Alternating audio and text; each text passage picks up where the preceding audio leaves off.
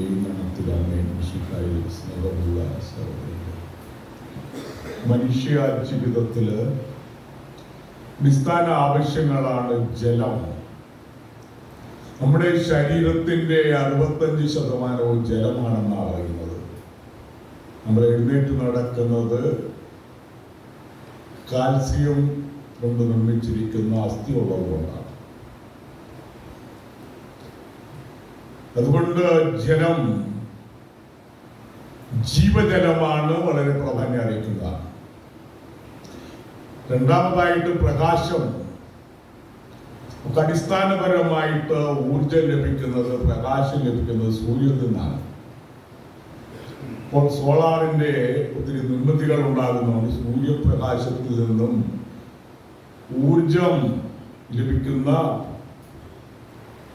അങ്ങനെ ഇലക്ട്രിസിറ്റി ഒക്കെ ഉൽപ്പാദിപ്പിക്കുന്ന നിരവധി പ്രവർത്തനങ്ങൾ നടന്നുകൊണ്ടിരിക്കുകയാണ്. ചൈനക്കാർ ഒരു കൃത്രിമ സൂര്യനെ അവരുടേതായിട്ടുള്ള രീതിയിൽ നിർമ്മിച്ചു എന്ന് വായിക്കുകയുണ്ടായി അടുത്ത കാലത്ത്. അപ്പോൾ ജീവന്റെ നിലനിൽപ്പിനു വേണ്ടി ഏറ്റവും പ്രാധാന്യം അറിയിക്കുന്ന 2 കാര്യങ്ങളാണ്. ഒന്ന് പ്രകാശം. സൂര്യൻ ഉള്ളത് കൊണ്ടാണ് ജീവൻ നിലനിൽക്കുന്നത്. ഈ ഭൂമിയിൽ എല്ലായിടത്തും ഒരേ കാലാവസ്ഥയല്ല. ദുർഗപ്രദേശങ്ങളിൽ മഞ്ഞ് മൂടിക്കിടക്കും. നമ്മൾ ഉഷ്ണമേഖലയിലായതുകൊണ്ട് സൂര്യപ്രകാശം കൂടുതലായിട്ട് ലഭിക്കുന്നു, തണുപ്പ് കുറവാണ്. അപ്പോൾ ദൈവം സൃഷ്ടിച്ച സൂര്യന്റെ പ്രകാശം, ഊർജം, അത് മനുഷ്യന്റെ ജീവിതത്തിന് ആവശ്യമാണ്.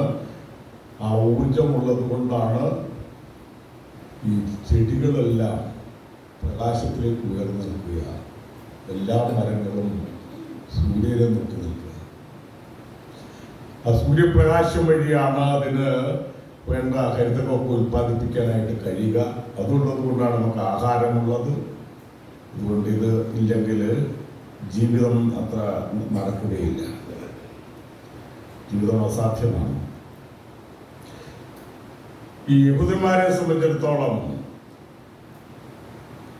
അവര് പാർപ്പിടം ടെന്റിൽ താമസിച്ചിരുന്നു. താമസിക്കാനായിട്ട് എവിടെയെങ്കിലും വേണം. ആദ്യത്തെ കുടിയേറ്റത്തിന്റെ നാളുകളിൽ ആളുകൾ ചെറിയ കുടിലുകളൊക്കെ വെച്ച് താമസിച്ചു. പിന്നെയാണ് മെച്ചപ്പെട്ട വീടുകൾ പണിതുയർത്താനായിട്ട് കഴിഞ്ഞത്. ഇന്നത്തെ രീതിയിലൊരു വീടിനെ പറ്റി കുടിയേറ്റത്തിന്റെ ആദ്യ കാലഘട്ടങ്ങളിൽ ചിന്തിക്കാൻ പോലും കഴിയില്ല. എല്ലാവരുടെയും വീടുകൾ സൗകര്യമാണ്. ആധുനിക ജീവിത സൗകര്യങ്ങളുള്ള വീടുകളാണ് ഭൂരിഭാഗം പോകുന്നത്. ഇസ്രായേൽക്കാരും വാഗ്ദാന നാട്ടിലേക്കുള്ള യാത്രയിൽ കൂടാരങ്ങളിൽ പാർത്തു. കൂടാരങ്ങളൊക്കെ താൽക്കാലികമാണ്. അവിടെ സ്ഥിരമായിട്ട് താമസിക്കാൻ പറ്റുകയില്ല. അവരുടെ പ്രയാണത്തില് വെള്ളമില്ലാതിരുന്നു കഴിഞ്ഞപ്പോൾ മോശയോട് പിറുപിറുക്കുന്നുണ്ട്.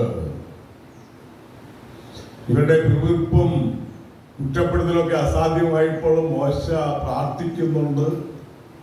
ഞാനാണ് ഇവരെ പ്രസവിച്ചെന്ന് മോശ ചോദിക്കുന്നുണ്ട്.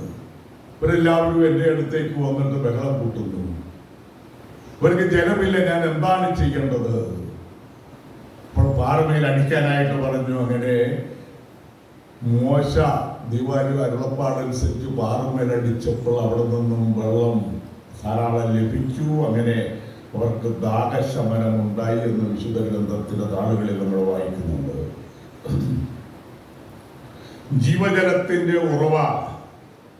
ഈ സൃഷ്ടി രൂപരഹിതമായിരുന്നു, ശൂന്യമായ ഭൂമി.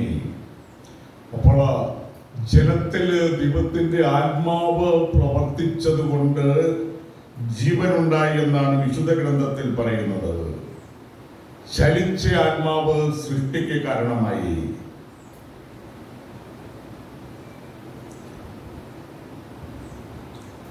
കൂടാരത്തിരുന്നാൾ യഹൂദരുടെ പ്രധാനപ്പെട്ട 3 തിരുനാളുകളൊന്നാണ് കൂടാരത്തിരുന്നാള്. നേരത്തെ പറഞ്ഞതുപോലെ ഒരു കൂടാരങ്ങളിൽ പാർത്തു. അങ്ങനെ സുദീർഘമായ സംവത്സരങ്ങള് വാഗ്ദാന നാട്ടിലേക്കുള്ള യാത്രയില് മരുഭൂമിയിൽ തമ്പടിച്ചു. അവര് കൂടാരങ്ങൾ വെക്കുന്നത് ജലമുള്ള സ്ഥലത്താണ്. ഇവർക്ക് കന്നുകാലികൾ ഉണ്ടായിരുന്നു, അതിനെയൊക്കെ മേയ്ക്കണം, ജീവൻ നിലനിർത്തണം, വെള്ളം വേണം. അതുകൊണ്ട് ഒത്തിരി വർഷങ്ങൾ എടുത്തത് അതുകൊണ്ടാണ്. പിന്നെ പെട്ടെന്ന് ഒന്നും വാഗ്ദാന ഭൂമി കൈവശപ്പെടുത്താനായിട്ട് കഴിയില്ല. അതുകൊണ്ട് വർഷങ്ങൾ എടുത്തവരുടെ ജീവിതയാത്രയിൽ ഈ കൂടാരത്തിരുന്നാള് യഹൂദന്മാർ ആചരിക്കുന്ന സിയോഗാക്കുളത്തിലെ ജലം സുവർണകുടത്തിലെടുത്ത് ദേവാലയത്തിന്റെ പ്രധാനപ്പെട്ട ഭാഗങ്ങൾ കഴുകുന്ന പാരമ്പര്യം ഉണ്ടായിരുന്നു. അവിടെ വെള്ളി കൊണ്ട് നിർമ്മിതമായിട്ടുള്ള പല ആരാധനയ്ക്കുള്ള അല്ലെങ്കിൽ ബലിക്കുള്ള കാര്യങ്ങളൊക്കെ ഉണ്ടായിരുന്നു. അതൊക്കെ ശുദ്ധീകരിക്കുന്ന പരിപാടികളുണ്ടായിരുന്നു. ജലം കൊണ്ട് ശുദ്ധീകരിക്കുക. യേശു കുരിശിൽ കിടക്കുമ്പോൾ തിരുവിലാവ് കുന്തം കൊണ്ട് കുത്തിയിരുന്നു. അപ്പോൾ അവിടുത്തെ തിരുവിലാവിൽ നിന്നും ജലവും രക്തവും പുറപ്പെട്ടു. യോഹന്നാൻ പറയുക, അതുകൊണ്ട് അവനെ സാക്ഷ്യപ്പെടുത്തിയിരിക്കുന്നു. ആ സാക്ഷ്യം സത്യമാണ്. ഇത് യോഹന്നാനാണ് അതിന്റെ സാക്ഷി. യോഹന്നാനാണ് സുവിശേഷം രചിക്കുന്നത്.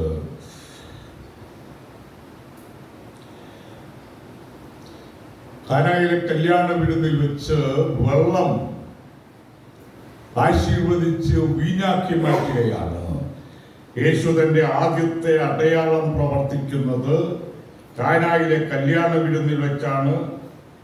ആ വെള്ളം വീഞ്ഞാക്കിയത് വിശുദ്ധ കുർബാനയുടെ പ്രതീകമായിട്ടാണ് മനസ്സിലാക്കുക. ജീവജലം പാനം ചെയ്യുക എന്ന് വെച്ചാല് വിശുദ്ധ കുർബാന സ്വീകരിക്കുക. ജീവന്റെ അപ്പമാണ് വിശുദ്ധ കുർബാന. യേശു പറയാൻ, സ്വർഗത്തിൽ നിറങ്ങിയ ജീവന്റെ അപ്പമാണ് ഞാൻ. ഈ അപ്പം ഭക്ഷിക്കുന്നവൻ ഒരിക്കലും മരിക്കുകയില്ല, അവൻ എന്നേക്കും ജീവിക്കുമെന്നാണ് യേശു പറയുന്നത്.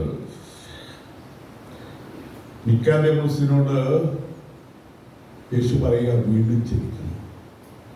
അപ്പോൾ നിക്കോദേമോസിനെ പെട്ടെന്ന് മനസ്സിലായില്ല, അത് എങ്ങനെയാണ് ഒരു മനുഷ്യന് വീണ്ടും ജനിക്കാനായിട്ട് പറ്റുക?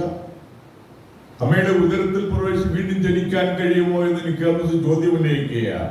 അതുകൊണ്ട് യേശു പറയാൻ, ജലത്താലും ആത്മാവിനാലും വീണ്ടും ജനിക്കുന്നില്ലെങ്കിൽ സ്വർഗരാജ്യത്തിൽ പ്രവേശിക്കുകയില്ല. ജലത്താലും ആത്മാവിലുമുള്ള പുനർജനനമാണ് മാമോദിസ. ജലത്താലും ആത്മാവിലുമുള്ള പുനർജനനം.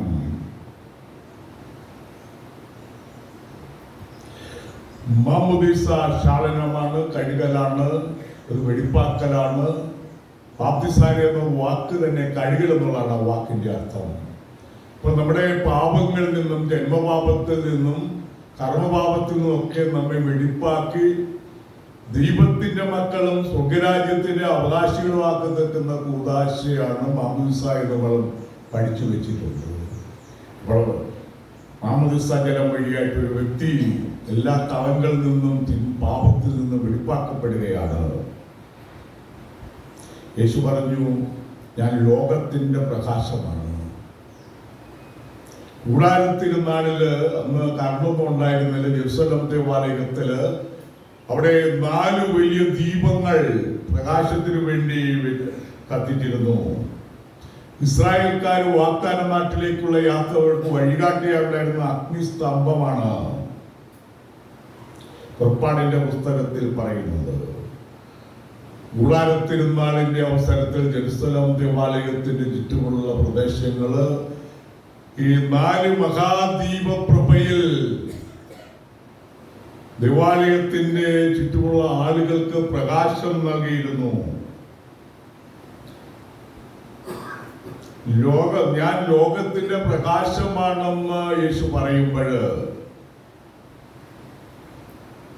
അപ്പോൾ ലോകത്തിനും മനുഷ്യർക്കുമെല്ലാം പ്രകാശം നൽകുന്നത് യേശുവാണ്. വിശുദ്ധ ജോൺ പറയാണ്, ക്രിസ്തു പ്രകാശമാണ്, സത്യവെളിച്ചമാണ്.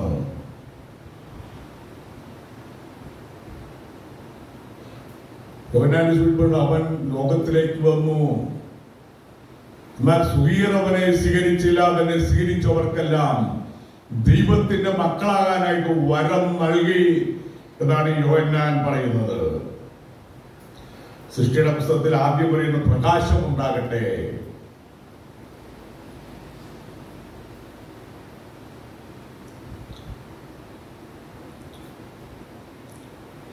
പ്രകാശം ദൈവികതയുടെ അടയാളമാണ്. എല്ലാ മതത്തിലുമുണ്ട് പ്രകാശം. നമ്മളിവിടെ തിരികെ വെച്ചിട്ടുണ്ട്. ഈ ആദിമ സഭയില് മതസ്വാതന്ത്ര്യം ഇല്ലാതിരുന്ന നാളുകളില് രഹസ്യ സങ്കേതങ്ങളിലാണ് ആളുകൾ ഒന്നിച്ചുകൂടിയിരുന്നത്. വീടുകളിലോ അതുപോലെ റോമിലൊക്കെ ഭൂഗർഭാലയങ്ങളിൽ ഒന്നിച്ചുകൂടിയിരുന്നു. അവിടെ പ്രകാശത്തിനു വേണ്ടി ദീപങ്ങൾ തെളിച്ചിരുന്നു. അന്നും കറണ്ടില്ല. അപ്പോൾ അങ്ങനെ ആദ്യകാലം മുതലേ വിശുദ്ധ ബലിയർപ്പണത്തിൽ ദീപങ്ങൾ ഉപയോഗിച്ചതുകൊണ്ടാണ് മെഴുതിരികള് ചിലപ്പോൾ ചിന്തിക്കും എന്തുകൊണ്ടാണ് നല്ല വെട്ടമുള്ളപ്പോൾ ഉച്ചയ്ക്കും ഒക്കെ തിരികെ എത്തിച്ചു വെക്കുന്നത് എന്ന്. മാത്രമല്ല, ആരാധനയ്ക്ക് എല്ലാ മതവിശ്വാസത്തിലുമുണ്ട്. ഹൈന്ദവ കുടുംബങ്ങളിൽ ദീപം വയ്ക്കുന്ന ഒരു പാരമ്പര്യം ഉണ്ടായിരുന്നു. ഇപ്പോൾ എനിക്ക് അറിഞ്ഞുകൂടാ. അപ്പോൾ അവർ ദീപം കത്തിച്ചിട്ട് സൂര്യൻ അസ്തമിക്കുന്ന സമയത്ത് ദീപം എന്ന് പറഞ്ഞിട്ട് മുമ്പിൽ ദീപം തെളിച്ചു വെക്കും. അപ്പം പിന്നെ കാരണമുള്ള ദീപം തെളിക്കുന്നുണ്ടോ എന്ന് അറിഞ്ഞുകൂടാ. അതുപോലെ വടക്കേ ഇന്ത്യയിൽ ദീപാവലിയുണ്ട്. വടക്കേ ഇന്ത്യൻ നഗരങ്ങളിലൊക്കെ ദീപാലങ്കൃതമാകുന്നു. ദീപാവലി അത് പ്രകാശവും നന്മയും സൂചിപ്പിക്കുന്നതാണ്. ഇതിന്റെ എല്ലാ അർത്ഥം പ്രകാശം നന്മയ്ക്ക് വേണ്ടി നിലനിൽക്കുന്നു എന്നുള്ളതാണ്. പ്രകാശ അന്ധകാരത്തിൽ പ്രകാശം വഴിയായിട്ടാണ് മനുഷ്യനെ കാണാനായിട്ട് കഴിയുക. ക്രിസ്തുവിന്റെ സാന്നിധ്യത്തിൽ തിന്മകൾക്ക് സ്ഥാനമില്ല. പ്രകാശത്തിൽ വ്യാപരിക്കുക എന്ന് പറഞ്ഞാൽ നന്മയിൽ വ്യാപരിക്കുക എന്നുള്ളതാണ്. മനുഷ്യന്റെ അന്തരാളങ്ങളില് മനുഷ്യന്റെ ഹൃദയത്തില് തിന്മ എക്കാലത്തും ഉണ്ട്. നമ്മളെല്ലാവർക്കും ഇങ്ങനെയുള്ള തിന്മയുടെ ശക്തി എല്ലാ മനുഷ്യരിലും ഉണ്ട്. ക്രിസ്തുവായ പ്രകാശം വഴിയായിട്ട് നമ്മളെ തന്നെ കഴുകി വിശുദ്ധീകരിച്ചുകൊണ്ട് നന്മയുടെ വഴികളിലൂടെ നടന്നു നീങ്ങുക എന്ന സവിശേഷമായ കടമ നമുക്കെല്ലാവർക്കും ഉണ്ട്.